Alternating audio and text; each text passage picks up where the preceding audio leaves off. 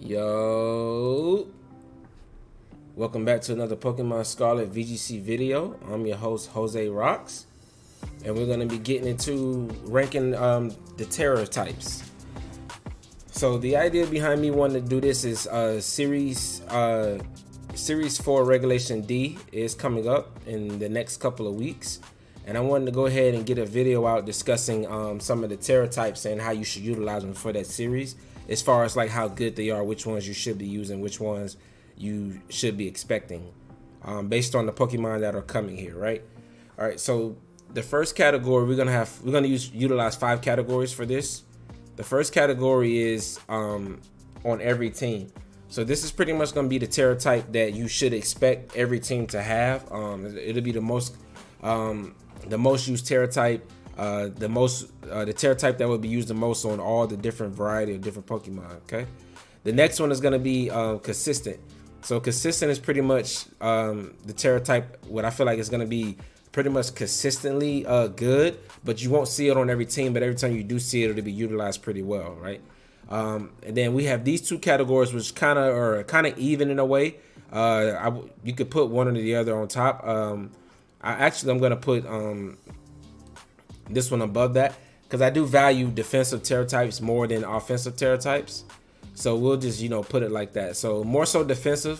I do, in my opinion, like based on my play style, defensive Tera types work better for me rather than offensive Tera types, even though I do use some offensive Tera types.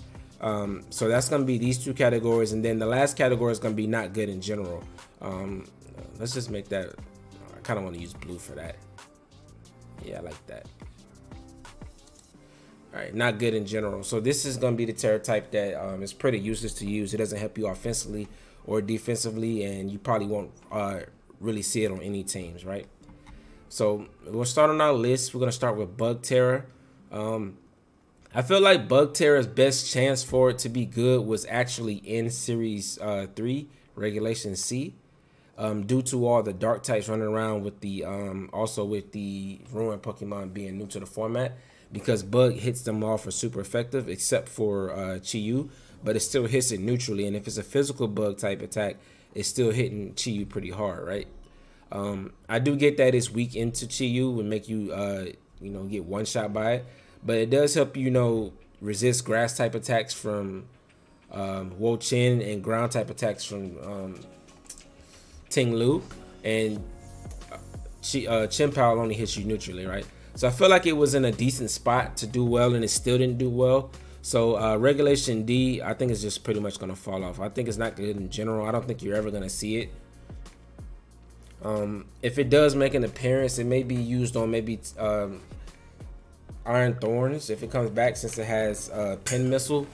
But I really don't see it being used. So Dark Tera, I feel like it's going to be more so defensive. We did see an offensive variant this on King Gambit with all dark type attacks, Sucker Punch, Kowtow Cleese, Protect, and Swords Dance. That's a good Tera on it offensively, just so it hits everything, even if it doesn't hit it for neutral. If it's not very effective with a Swords Dance, like nothing resists that, right? So that's the only time I've seen it used offensively. But I think in this series, due to Tornadus carrying taunt and being like a prankster taunt setter, and Tornadus is probably going to be one of the most high usage Pokemon that you just don't want to be taunted by if you have something that's trying to set up. I think Dark Tera is good to help you get around the taunt, so I think it'll be used more so defensively, right? So going on to the next one, Dragon Tera, I think it's not good in general. We did see a little bit of it in Series 1 Regulation A, back when Dragapult used to Tera into a dragon type and then just go for dragon darts to power it up. And we did see maybe like a couple Baxcaliburs going for Glavine Rush with Dragon Tera, but other than that, you haven't really seen it. We did see like one variant of it in Series 2 with Tera Dragon on Dondozo, just to get more from Order Up, but even that wasn't even that good, right? And then Fluttermane, with Fluttermane being like the most popular Pokemon in the format, we'll see how it does in Regulation D, but just having that fairy coverage just makes you not really want to Tera into a dragon just to get wiped out by Fluttermane, right? So I think it's not going to be good in general. Electric, I want to say Because Regieleki is going to be in this format, now Regieleki most likely is going to want to go for like Ice Tera, Ghost Tera to avoid Fake Out or to hit ground types.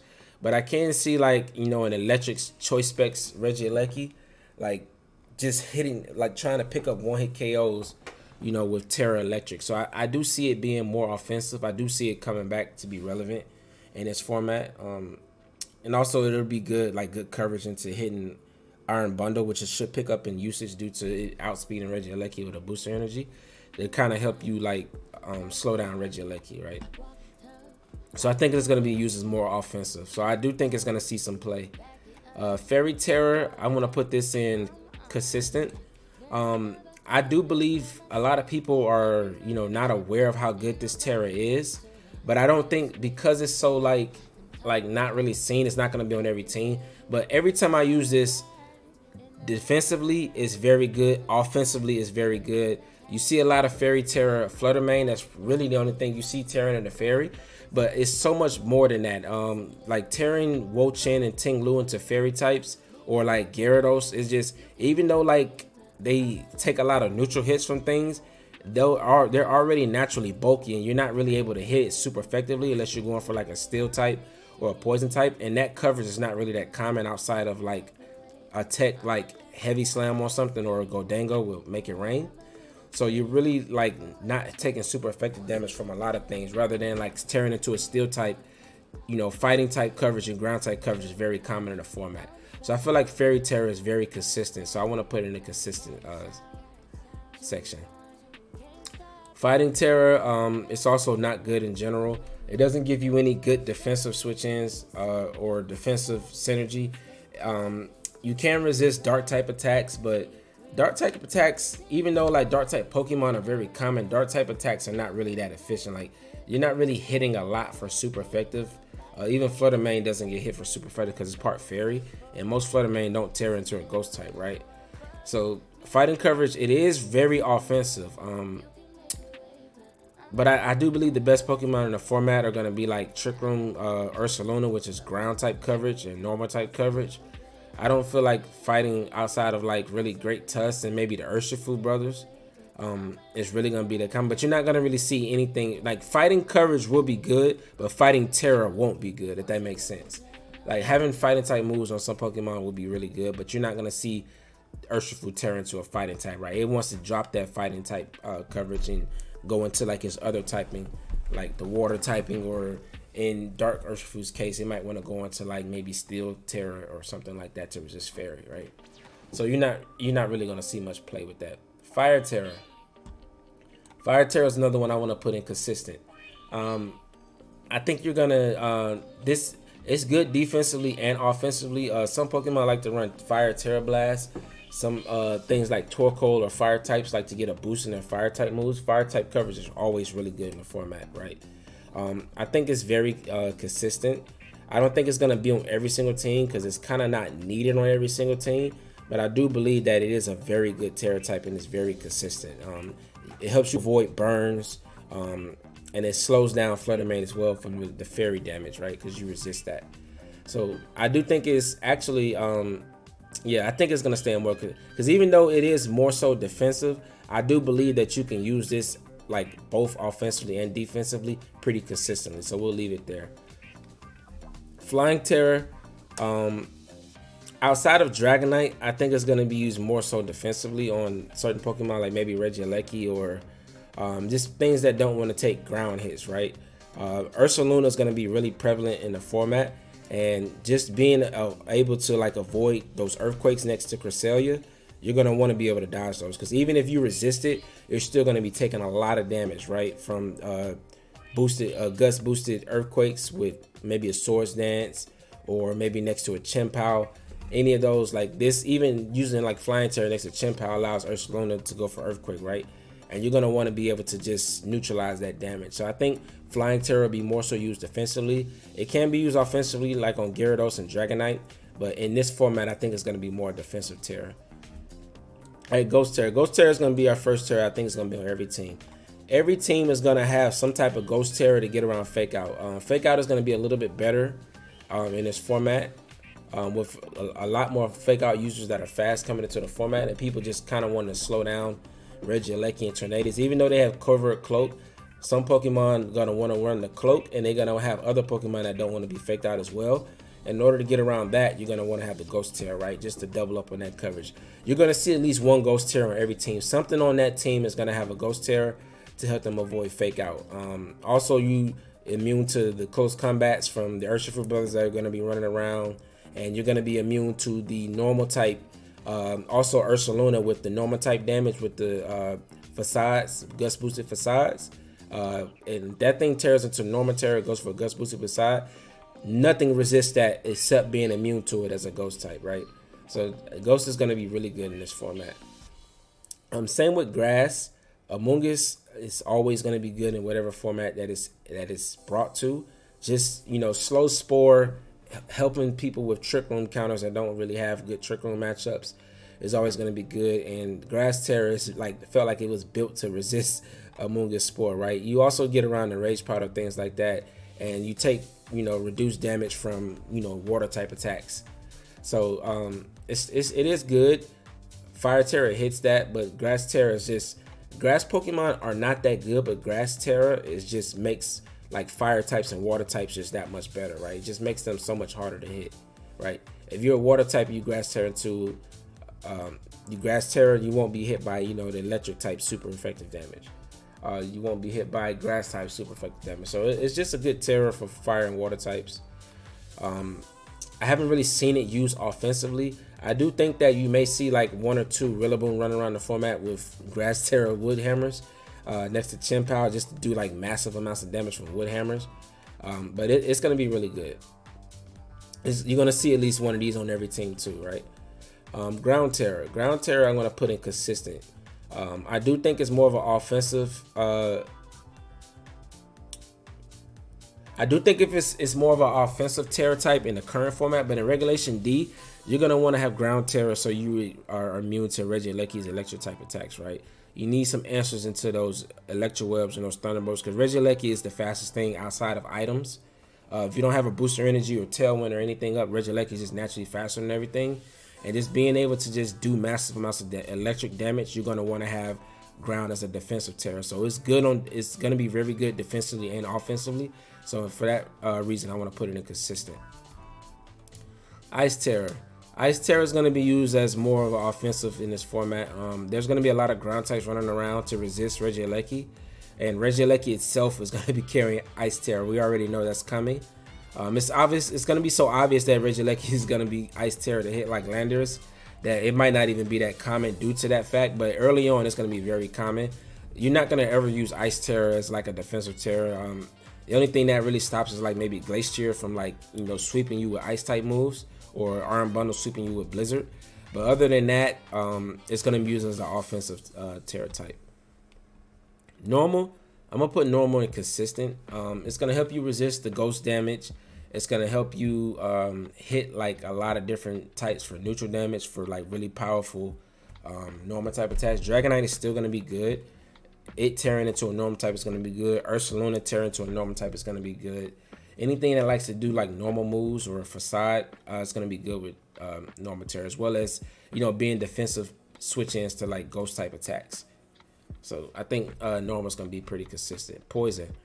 Poison I'm going to put in more so defensive. I do think it's going to be one of the best defensive types actually. We'll just leave it right there for now. I really don't want to put these in any order or in their rows. But just being immune to, not being immune, being resisting fighting, resisting fairy, resisting poison is really good. It only takes super effective damage from poison, from psychic and ground, but psychic types are not going to be really, psychic types will be common because of Trick Room, but psychic type attacks won't really be that common, right? Maybe just Gothitelle, maybe Cresselia might carry psychic, but other than that, you know, only ground types are really going to hit you super effectively, and you can kind of play around ground types, especially like a Poison Tera on something that has Levitate, right? And you're really in a good spot, like Cresselia or something like that. It's going to be a really good defensive Tera type. Psychic, Psychic's gonna be in a not good in general. I really don't believe it's that good defensively or offensively. There was, you know, a couple sets over the last few series running around with Armor Rouge, well, Series 1 and Series 2 of Armor Rouge going for, you know, Psychic Tera being weak armor and then just doing really massive damage with Expanding Force. Or like the Dunsparce going for Stored Power. That's the only other time I've seen Psychic Tera. Other than that, you're not going to see it. It's not going to be that good. Nobody's really going to want to waste a Tera just to hit, you know, the Poison Tera. But Poison won't even... Poison isn't that common as a type, but you don't really want a Tera into Poison just to waste a Tera Blast just to hit Poisons when they might not Tera into a Poison, you know? It's so situational. It's just really, if anything, it'll be used offensively, but really never defensively, right? Rock Tera, I want to put it in the more offensive. I do believe that some Rock Tera Rock Slides will be really powerful in this format. Lycanroc going for Rock Tera instead of Ghost Tera, since people are always expecting it to be Ghost Tera, can be really good, since Lycanroc with the Sand Up is going to be able to outspeed a lot of those fast booster energy Pokemon and Regieleki, right? So that's going to be really good. I do think, you know, Lycanroc and T-Tar are going to still be in a good spot in this format. You know, that's one of my favorite sets, well, cores of a team to use is teams built around Lycanroc and T-Tar. Steel Tera, it's going to be on every team. It's really good Tera, really good defensively. You can use it offensively, you know, threaten Flutter Mane with some surprise Tera Blast, but just being able to tear into a Steel type, you know, you're immune to Poison, you're immune to Clear Smog. It's really good on Dondozo. I think it's the best Tera on Dondozo, even better than Grass. You resist Fairy. You have so many resistances, and you know you're only weak to Fire, Ground, and Fire, but you can get around those by putting this Steel Tera on a type that before it Teras resists those types or is immune to those types. Right. This is a really good Tera type on like flying types and dragon types, fairy types. It's a really good Tera type in general. You can't go wrong with it. You're gonna see it on every team. And Water, we're gonna put it in the same. Yeah, Water, yeah, we'll put it right here. Water is going to be probably the best Tera type overall. It's very good defensively. It should be on this with more defensive, but it's going to be so common on every team as a defensive pivot that I want to leave it on this section for every team. It doesn't resist like everything. It's kind of gives you like the same thing that Fairy gives you, where it makes things, a lot of things hit you for neutral, but it does have more resistances than Fairy does, right? And you know, just being able to resist Steel, resisting Fire, resisting Water, is just going to be really good. You do get hit by Regieleki for super effective, but outside of that, you know, if you use this as a really good Tera and your main typing doesn't take much damage from Regieleki, it's just going to be good for stopping things. You're going to need this Tera to survive, you know, like Choice Band, Water Terror, Surging Strikes in the rain from Urshifu. You're going to need to have like something that can tear in the water so you can live it and KO it in return, right? Because otherwise, if you just get hit neutrally by that, you're just going to get KO'd. So this is really your only hope without Gastrodon on your team to get a chance to, you know, defend against that. I do think Gastrodon should pick up in usage due to, you know, Urshifu running around already. I'm not sure why I haven't seen it already in some of the online tournaments, but I do think it's going to make a resurgence. I'm definitely going to give it a try. Just using this a way to counter that Urshifu, right? But this is going to be my list. This is, like I said, this is going to be for Regulation D, what I pretty much feel like these Tera types are going to be going forward. If you agree with me or you disagree, you know, drop a comment, leave a like, subscribe, and turn on those post notifications, and I will catch you guys in the next one. All right, deuces.